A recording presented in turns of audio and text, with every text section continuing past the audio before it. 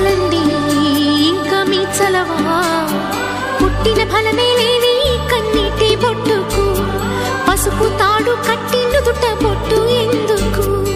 ఎవరెవరి అడుగులెటువైపు పడును ఎరిగింది ఎవరు లేరమ్మా. ఏ నల్ల పూసలే పసుపు తాడు జత పడును తెలిసినది ఆ బ్రహ్మ.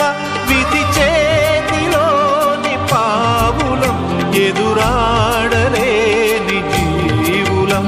నీవైనా నేనైనా ఆ దైవం తీర్పు మన్నించాలమ్మా.